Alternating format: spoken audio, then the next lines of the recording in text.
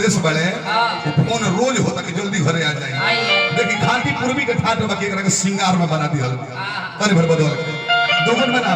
सिंगार में बदल बा ए मोरे राजा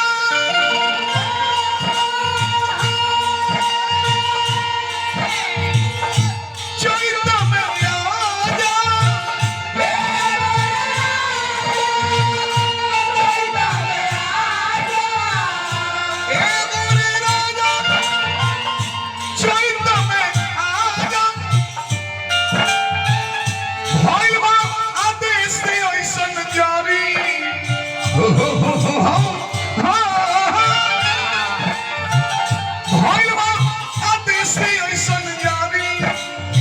राजा राजा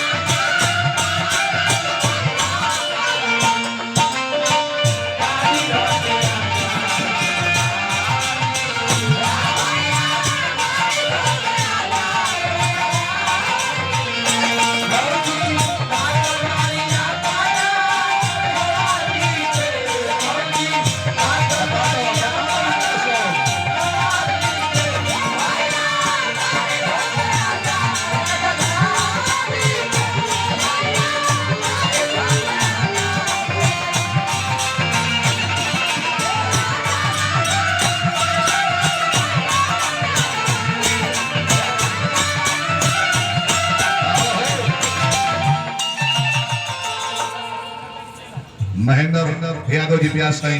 हम माला तरह के साझे सुना देने हम क्रिया खोले रहने क्रिया खोले नहीं के चले माल ना दे तले माला ना दे महेंद्र भाई के हार्दिक शुभकामना करते जा सुरेंद्र भाई के शिष्य वाणी खोला रहे रोक बनोले रही कलाकारी में चार चांद लगा दर्द चाहे गीतन में शब्द में इतना दर्द उखड़ जाओ वो है कि ना पड़े किस पछिना तरीका को होता नहीं रोज रोज मोहन में डर बढ़ जा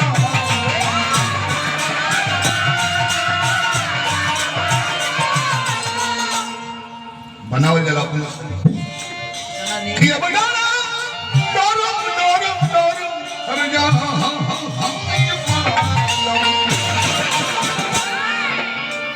रोज रोज मन में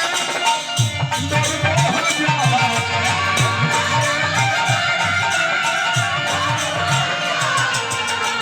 खेतवा में चारा जो गेहूं आज हो ना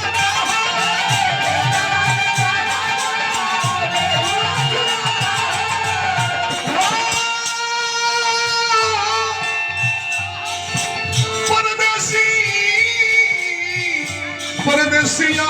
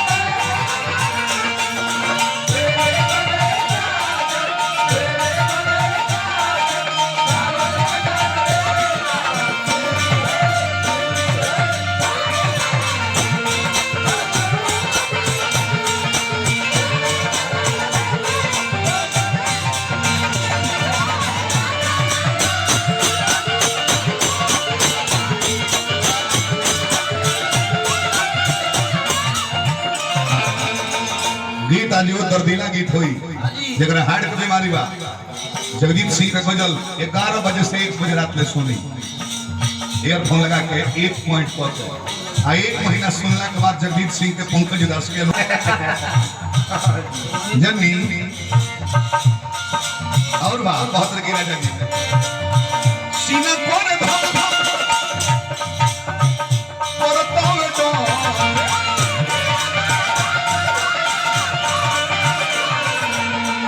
सीना रोज धक धक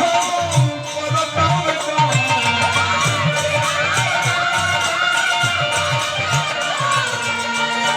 आज आया विजय सागर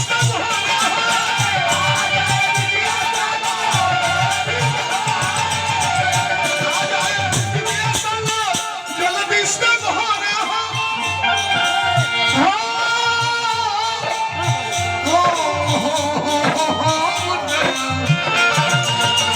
लड़को घर ही रहता रस्ता